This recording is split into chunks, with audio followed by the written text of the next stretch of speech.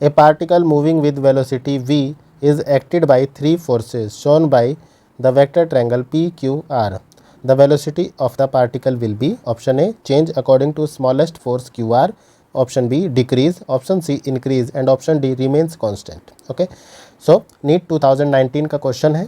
इसमें हमें गिवन है कि एक पार्टिकल जो है वो मूव कर रहा है विद वेलोसिटी v और इस पर 3 फोर्स एक्ट कर रहे हैं और ये ट्रायंगल पी क्यू आर के according, vector triangle P Q R के अकॉर्डिंग एक्ट कर रहे हैं। ठीक है, तो एज्यूम कर लेते हैं पी क्यू के अलॉन्ग जो फोर्स होगा वो ये जो फोर्स है इसको हम F1 एज्यूम कर लेते हैं, क्यू आर के अकॉर्डिंग F2 और पी आर ये जो है F3 फोर्स है। ठीक है, तो अब हम देख सकते हैं कि यहाँ पे पी क्यू, क्यू आर और पी आर जो है ये तीनों सेम ऑर्डर में है। इनका ऑर्डर क्या है?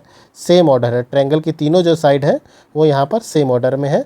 तो यहाँ पे हम लोग triangle law of vector addition लगाते हैं। सो यहाँ पे लिखेंगे according to triangle law of vector addition.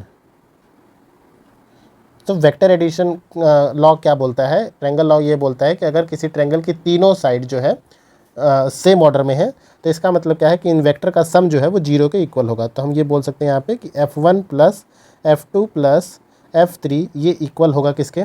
0 के। अब यहाँ पे आप बोल सकते हो कि अगर नेट फोर्स जो है वो इक्वल है 0 के, इसका मतलब फोर्स जो है वो इक्वल होता है मास इंटू एक्सेलरेशन के। ठीक है, फोर्स इक्वल होता है मास इंटू एक्सेलरेशन के। अगर फोर्स इक्वल है तो ये तो क्लियर है कि mass can not be zero. Mass जो है वो जीरो नहीं होगा अगर किसी पार्टिकल की हम बात कर रहे हैं तो। ठीक है, तो इस केस में क्या है, इसका जो एक्सेलरेशन है वो 0 है। अब एक्सेलरेशन जो है वो इक्वल होता है किसके? Change in velocity, rate of change of velocity होता है।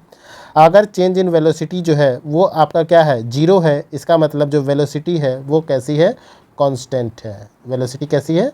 कांस्टेंट है, ना इंक्रीजिंग ना डिक्रीजिंग। ठीक है, तो इस केस में जो है ऑप्शन डी जो है वो करेक्ट होगा।